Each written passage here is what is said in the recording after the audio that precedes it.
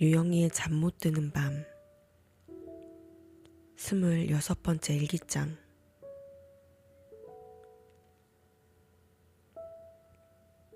이 세상 모든 아이들에게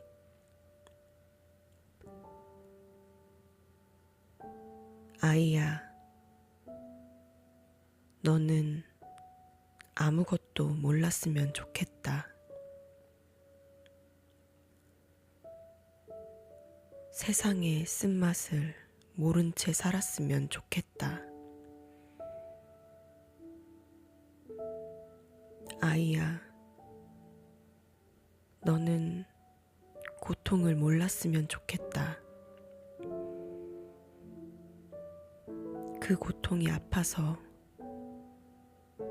잊으려 아등바등 살지도 않았으면 좋겠다.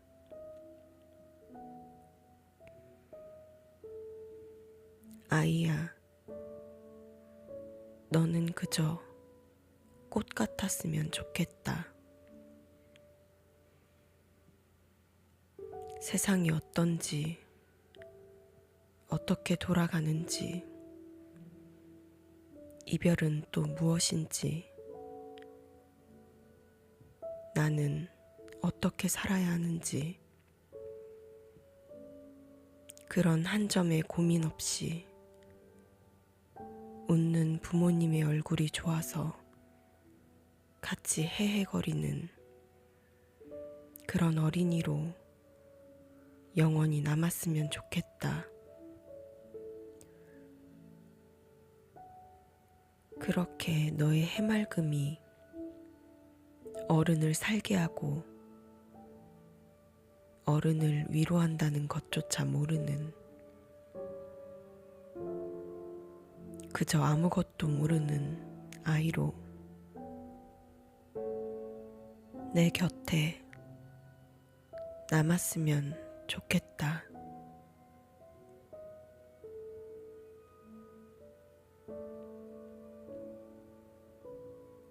오늘 읽어드릴 책은 토머스 불핀치의 그리스 로마 신화입니다.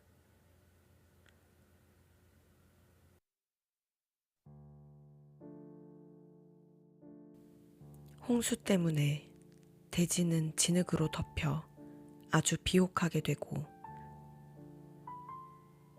좋은 것, 나쁜 것 할 것 없이 가지각색의 많은 산물이 산출되었다.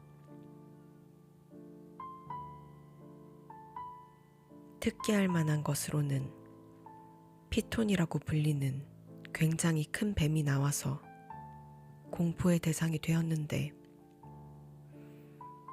파르나소스 산의 동굴 속에 잠복하고 있었다.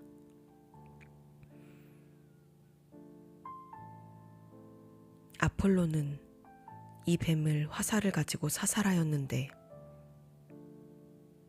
이 화살은 그가 토끼나 사냥과 같은 약한 동물을 수렵하는 데에만 사용하였던 무기였다.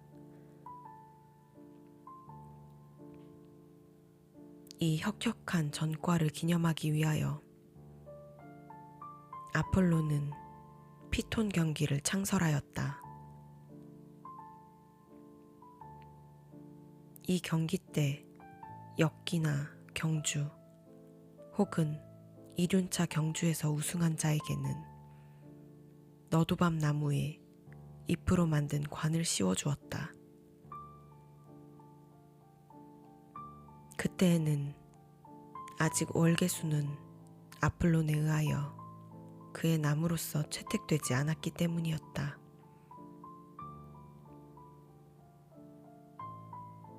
벨베데레라고 불리는 아폴론의 유명한 상은 피톤을 정복한 후에 그의 모습을 표현한 것이다. 아폴론과 다프네.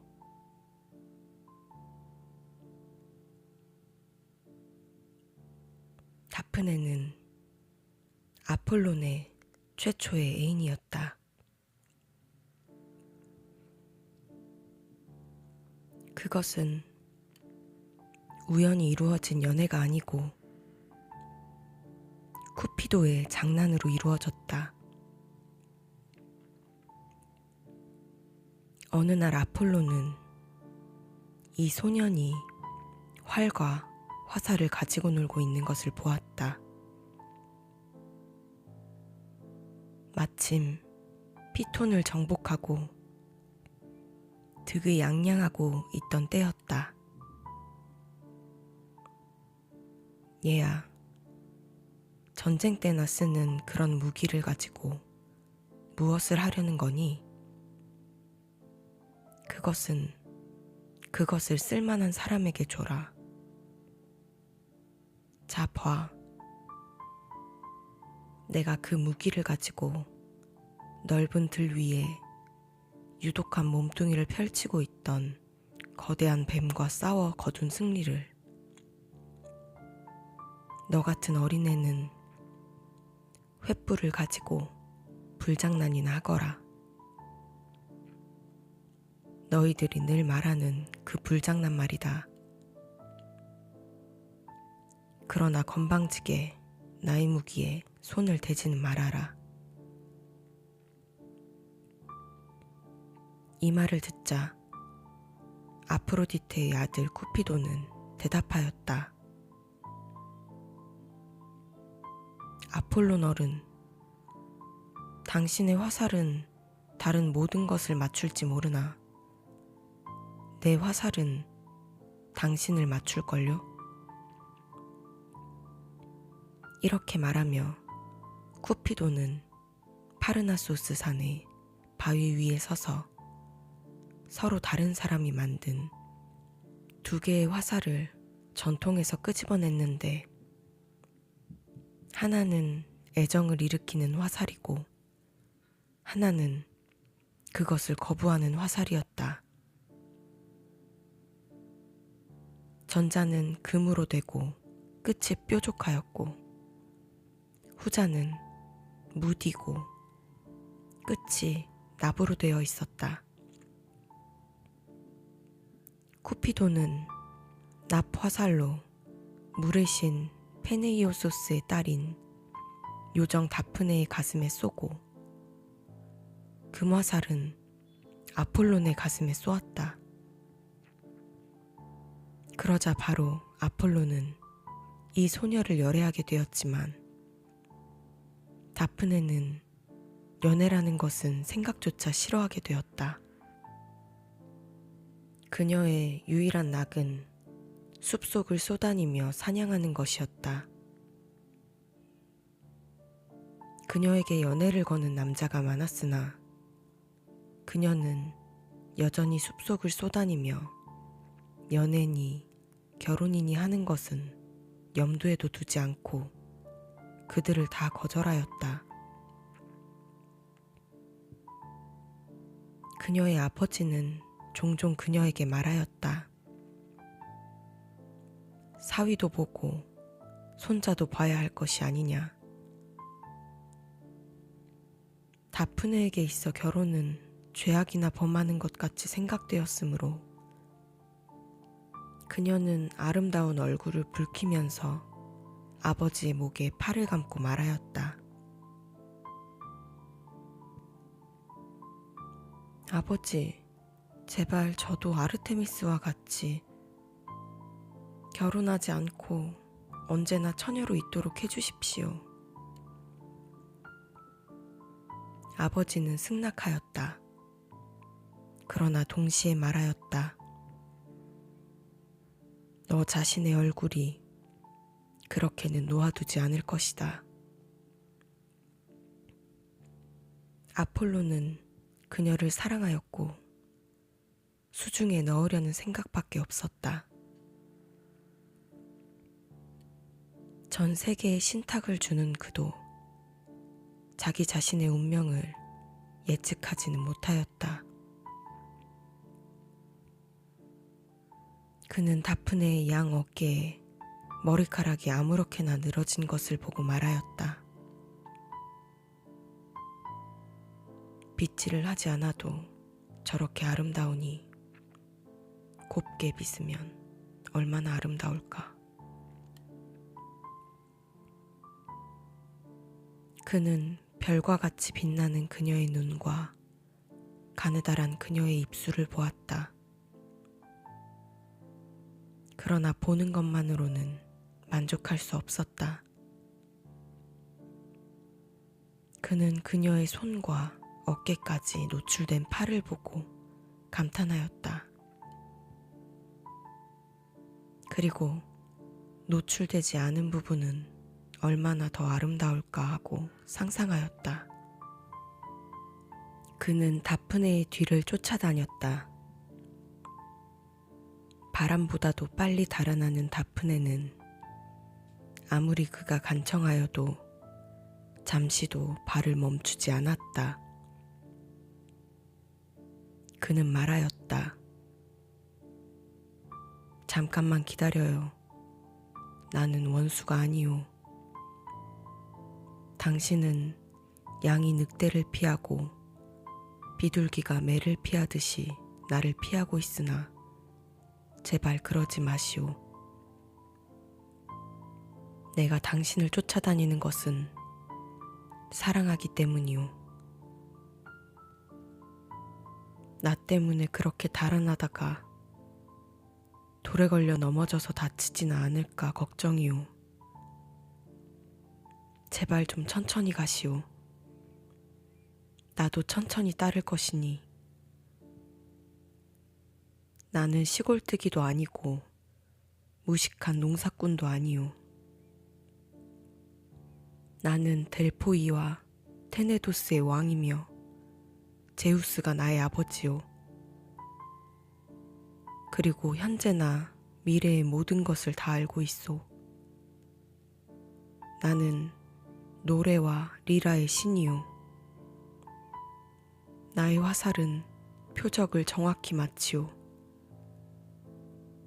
그러나 나의 화살보다도 더 치명적인 화살이 나의 가슴을 뚫었군요. 나는 약의 신이고 모든 약초의 효능을 알고 있소. 그러나 지금 내가 앓고 있는 병은 어떠한 약으로도 고칠 수 없소.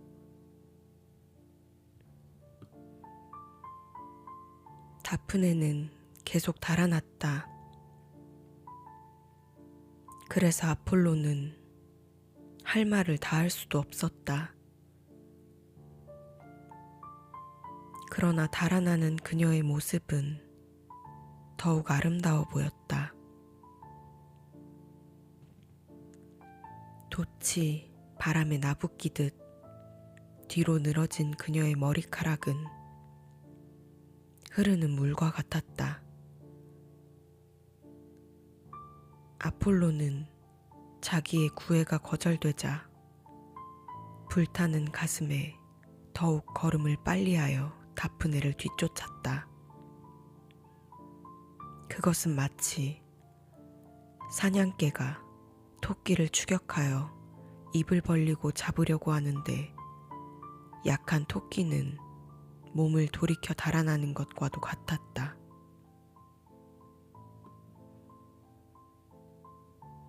이렇게 아폴론과 다프네는 달렸다. 그는 사랑의 날개를 타고 그녀는 공포의 날개를 타고. 그러나 추격하는 아폴론이 더 빨라 그녀를 붙잡고 헐떡이는 숨기를 그녀의 머리카락 위에 내쉬었다. 힘이 빠진 다프네는 쓰러지면서 아버지에게 호소하였다.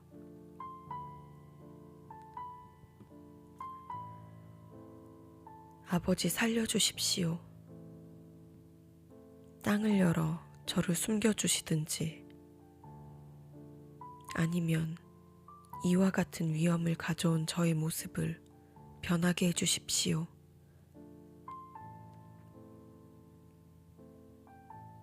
이 말이 끝나자마자 그녀의 사진은 굳어지고 가슴은 보들보들한 나무 껍질로 뒤덮였다. 머리카락은 잎이 되고 팔은 가지가 되었으며 그녀의 발은 뿌리가 되어 땅속을 파고들었다. 얼굴은 가지 끝이 되어 모습은 달라졌으나 아름다움만은 여전하였다. 아폴로는 깜짝 놀라 머뭇거렸다.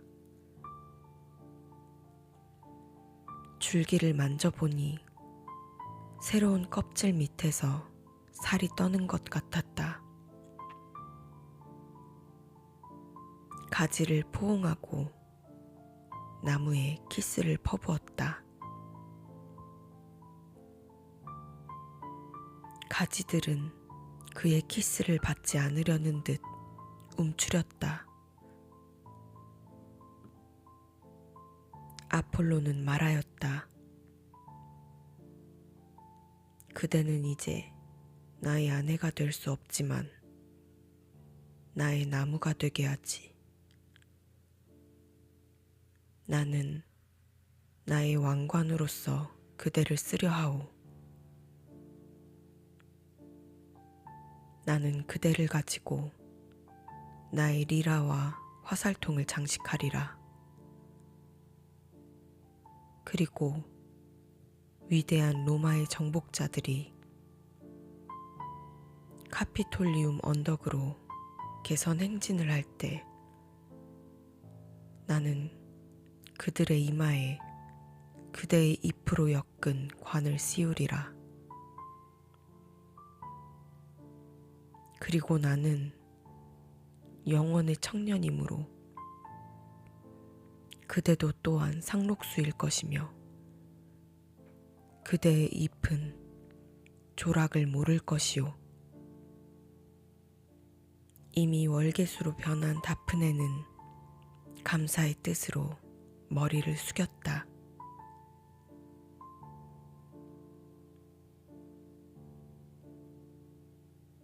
피라모스와 티스베.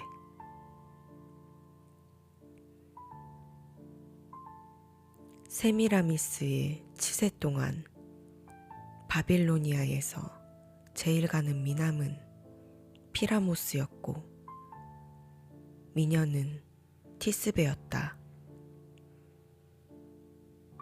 그들은 이웃간이었으므로 자주 내왕하였다.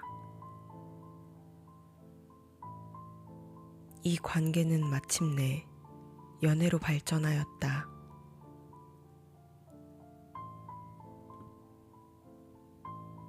두 남녀는 결혼하고 싶어 하였으나 부모들이 금하였다. 그러나 부모들도 금하려야 금할 수 없었던 것은 두 남녀의 심중에 다 같은 정도로 타오르는 사랑의 불꽃이었다. 두 젊은 남녀는 몸짓이나 눈짓으로 사랑을 속삭였고 남몰래 속삭이는 사랑인 만큼 그 불꽃은 더 강렬하게 타올랐다. 두 집 사이의 벽에는 구조가 잘못되어 틈이 난 곳이 있었는데 아무도 그것을 발견하지 못하였다. 그러나 사랑하는 남녀는 그것을 발견할 수 있었다. 사랑이 무엇을 발견하지 못하겠는가? 이 틈이 두 사람의 말의 통로가 되어 사랑의 편지가 넘나들었다. 피라모스는 이쪽에 서고 티스벤은 저쪽에 섰을 때 두 사람의 입김은 하나가 되었다. 그들은 한탄하였다. 무정한 벽이여, 왜 너는 사랑하는 두 사람을 떼어놓는가? 그러나 우리는 고맙게 여긴다. 우리가 이렇게 사랑의 속삭임을 주고받을 수 있는 것도 다 네 덕이니까. 이와 같은 말을 그들은 벽의 양쪽에서 서로 하였다. 그리고 밤이 와서 이별하지 않으면 안 될 때에는 더 가까이 갈 수는 없었으므로 남자는 남자 쪽, 여자는 여자 쪽 벽에다 대고 키스를 하였다. 다음 날 아침, 새벽의 여신 에오스가 별들의 불을 끄고 태양이 풀 위에 내린 이슬을 녹일 때가 되면 그들은 또 같은 곳에서 만났다. 두 사람은 자기들의 무정한 운명을 한탄한 끝에 마침내 한 계책을 꾸몄다. 다음 날 밤, 모든 것이 고요할 무렵 감시의 눈을 피하여 집을 나와 들판으로 가기로 하였다. 그리고 성 밖에 있는 니노스의 납골당이라고 불리는 유명한 건물이 있는 곳에서 만나기로 하고, 먼저 간 사람이 한 나무 밑에서 나중에 오는 사람을 기다리기로 하였다. 그 나무는 흰 뽕나무인데 맑은 우물가에 있었다.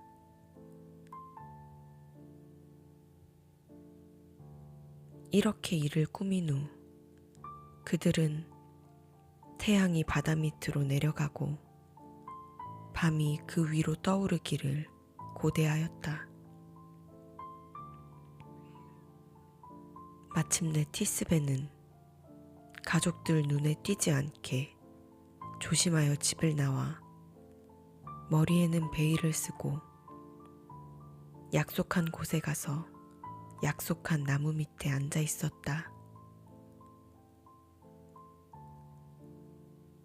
저녁의 어둠 속에서 혼자 앉아 있을 때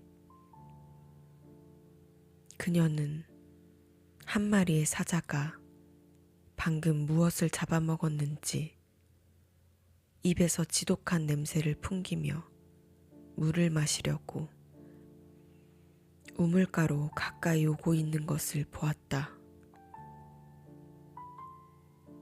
티스벤은 이 광경을 보고 달아나서 바위 틈에 숨었다. 달아날 때 그녀는 베일을 떨어뜨렸다. 사자는 우물에서 물을 마시고 난 뒤에 숲속으로 돌아가려고 몸을 돌리다 말고 땅 위에 베일이 떨어진 것을 보고 피 묻은 입으로 찢어버렸다.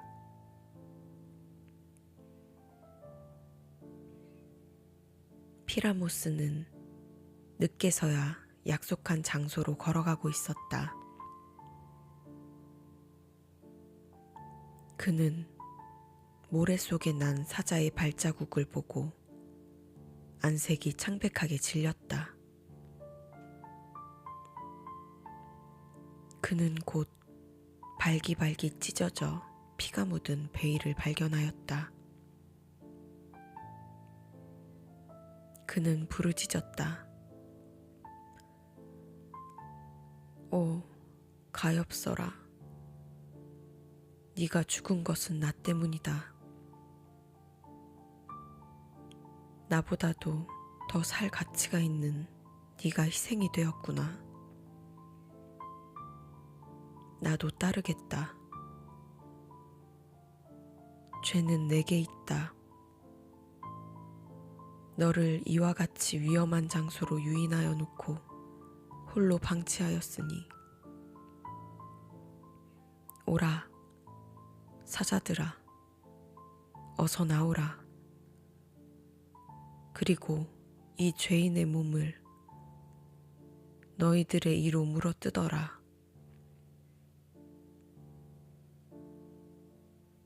그는 베일을 손에 들고 약속한 곳으로 가서 무수한 키스와 눈물로 나무를 적셨다. 그리고 나의 피로 너의 몸을 물들이리라 하고 칼날을 빼 자기의 가슴을 찔렀다. 피가 상처로부터 물 솟듯 흘러내려 흰 뽕나무를 붉게 물들였다.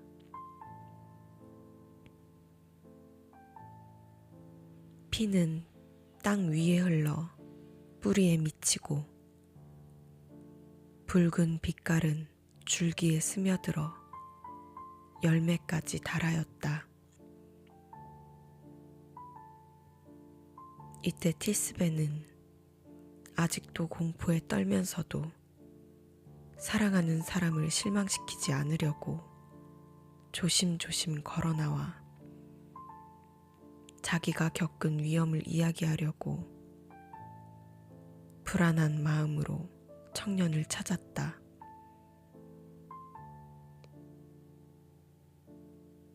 약속한 장소에 와서 뽕나무의 빛깔이 달라진 것을 보고서 그녀는 이곳이 같은 곳일까 하고 의심하였다. 그녀가 주저하고 있는데 다 죽어가는 사람의 모습이 눈에 띄었다. 티스베는 깜짝 놀라 물러섰다. 마치 한 줄기 바람이 불어 잔잔하던 수면에 물결이 일어나듯 그녀는 전율을 느꼈다. 그러나 그것이 사랑하는 사람임을 알자 그녀는 소리치고 자기의 가슴을 두들기며 시체를 포옹하고 상처에 눈물을 쏟으며 싸늘한 입술에다 키스를 하였다. 그녀는 부르짖었다. 오 피라모스, 이것이 어찌 된 일입니까? 말 좀 하세요, 피라모스. 나예요. 당신의 티스베예요. 내 말을 들으세요. 그리고 머리를 들어요. 티스베란 말을 듣자 피라모스는 눈을 떴다. 그리고 다시 감았다. 티스베는 자기의 베일이 피로 물들여지고 칼집에는 칼이 없음을 보았다. 자결하셨군요. 그것도 나 때문에. 라고 그녀는 말하였다. 이번만은 나도 용감할 수 있어요. 나의 사랑도 당신의 사랑에 뒤지지 않아요. 나도 당신의 뒤를 따르렵니다. 모두 나 때문이니까요. 죽음이 당신과 나를 갈라놓을 수 있었으나 그 죽음도 내가 당신 곁으로 가는 것을 막지는 못할 것입니다. 그리고 우리들의 불행한 부모님, 우리 두 사람의 청을 물리치지 마소서.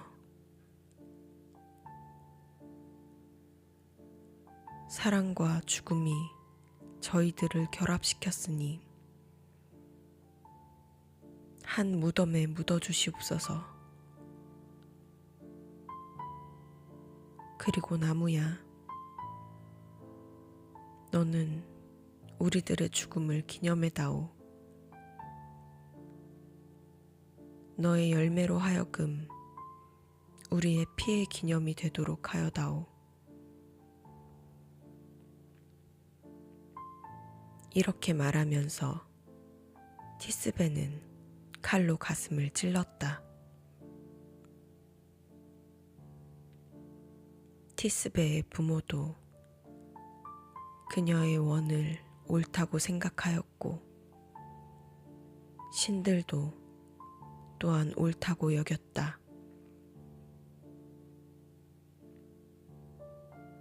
두 시체는 한 무덤에 묻혔다.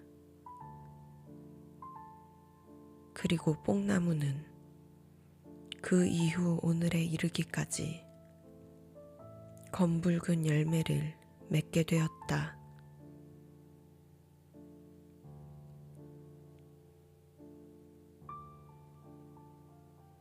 케팔로스와 프로크리스.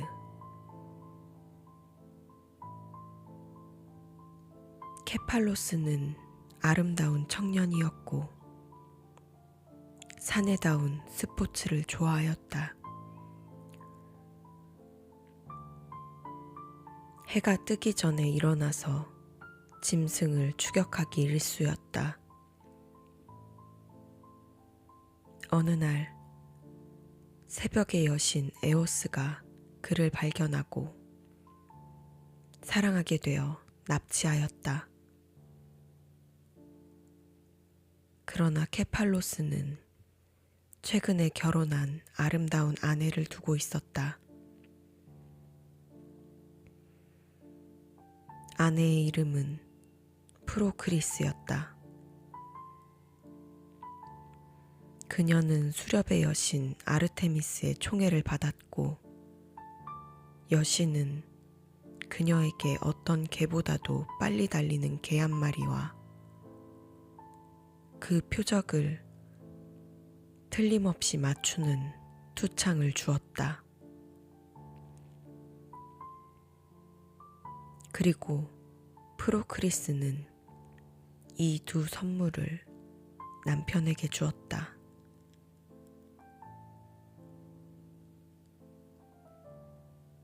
케팔로스는 아내를 사랑하였으므로 에오스의 사랑을 받아들이지 않았다. 그래서 여신은 마침내 노하여 가거라, 이 배은망덕한 놈아.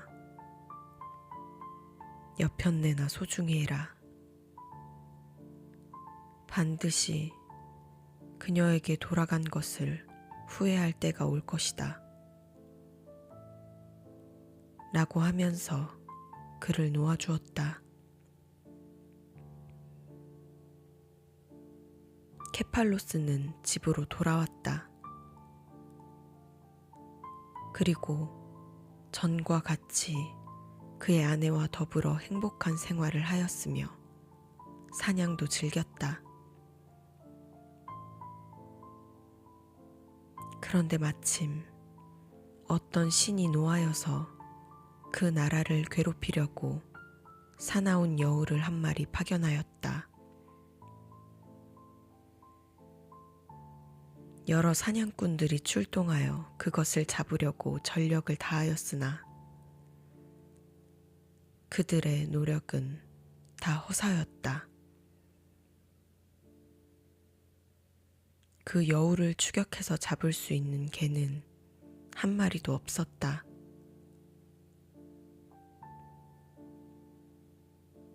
마침내 사냥꾼들은 케팔로스에게 와서 그의 유명한 개를 빌려달라고 하였는데 그 개의 이름은 레라푸스였다.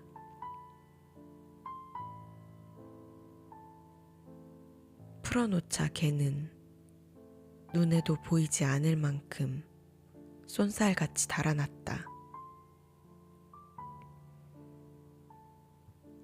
모래 속에 발자국이 없었더라면 날아가진 않았나 하고 생각될 정도였다.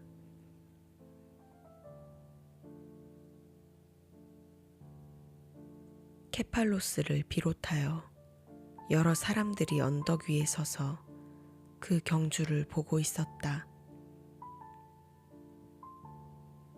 여우는 갖은 재주를 다 부렸다. 빙빙 돌기도 하고 방향을 바꾸기도 하였다.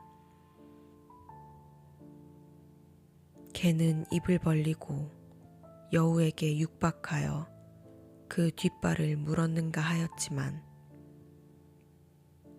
물린 것은 여우가 아니라 공기였다.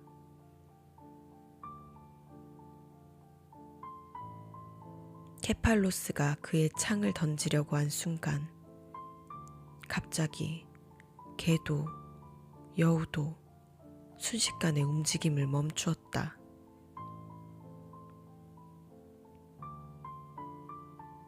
개도 주고 여우도 준 천상의 신들은 둘 중 어느 하나가 이기기를 원치 않았다.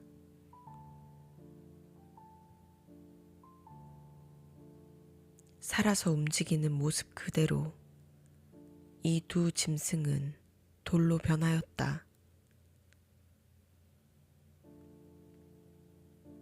개는 짖으려 하고 여우는 앞으로 달아나려고 하는 살아있는 그대로의 자연스러운 모습이었다. 그 돌을 본 사람은 누구나 그렇게 생각하였을 것이다.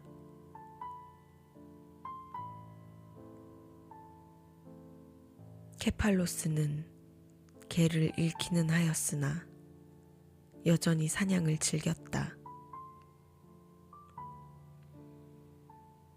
그는 아침 일찍이 집을 나와 호롤단신으로 숲과 언덕을 헤매었다. 왜냐하면 어떤 경우도 빗나가는 일이 없는 확실한 무기가 있었기 때문이었다.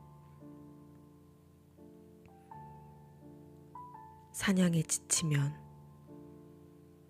해가 중천에 오른 때는 찬 시냇물이 흐르는 그늘진 구석을 찾아 풀 위에 누워 옷을 벗고 서늘한 바람을 즐겼다.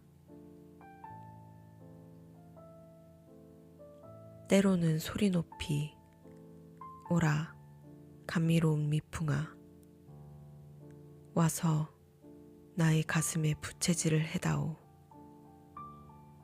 오라 나를 불태우는 열을 식혀다오. 라고 외쳤다. 어느 날 길을 지나던 한 사람이 케팔로스가 이렇게 공중을 향하여 말하는 것을 듣고 어리석게도 어떤 처녀와 이야기하는 줄 알고 이 비밀을 케팔로스의 아내 프로크리스에게 가서 전하였다. 사랑은 경신적인 것이다. 프로크리스는 갑자기 충격을 받아 기절하였다.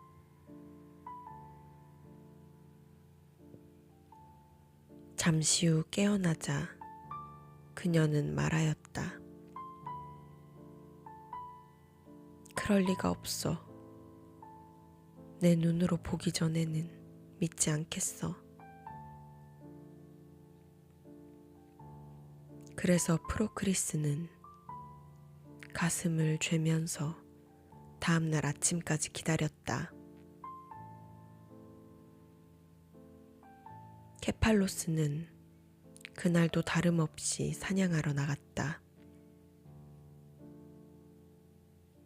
그녀는 몰래 그의 뒤를 따랐다. 그리고 밀고자가 알려준 장소에 가서 숨어 있었다. 케팔로스는 사냥하다 피로하면 늘 가는 그 장소에 왔다. 그리고 초록색 강 언덕에 몸을 누이고 말하였다. 오라, 감미로운 미풍아, 와서 나에게 부채질을 해다오. 내가 얼마나 너를 사랑하는지는 너도 잘 알지? 네가 있기 때문에 숲도 나의 외로운 산책도 즐겁단다.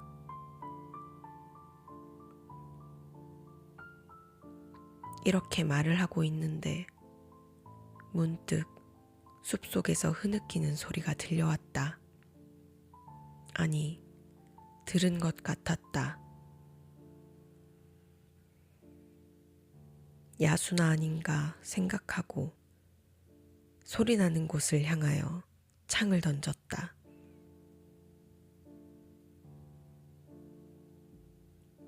사랑하는 프로크리스의 외마디 소리가 들려오자 던진 창이 표적을 정확히 맞췄음을 알 수 있었다. 케팔로스가 그 장소로 달려가 보니 프로크리스는 피를 흘리면서 자기가 케팔로스에게 선물로 준 창을 있는 힘을 다하여 상처에서 빼려고 애를 쓰고 있었다.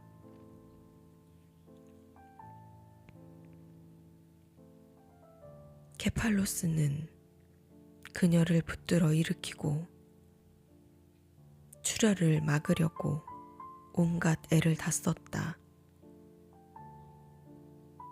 그리고 정신 차려요. 나를 두고 어디로 간단 말이오. 당신 없는 나는 가엾은 신세가 되지 않겠소. 죽음으로써 나를 책망하지 말아요. 라고 외쳤다.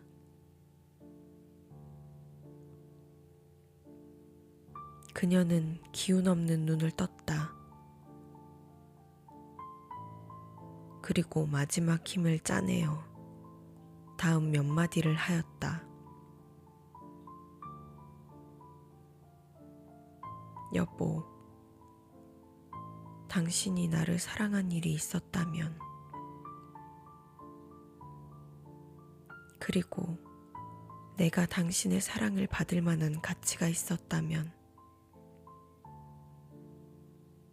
제발 이 최후의 소원은 들어주세요. 그 얄미운 미풍하고는 결혼하지 말아주세요.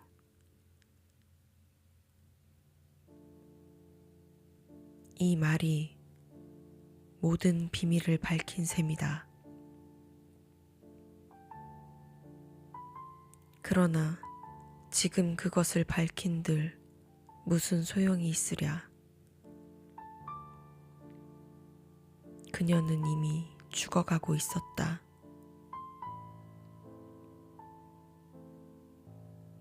그러나 그녀의 얼굴은 한없이 편안한 표정을 띠고 있었다.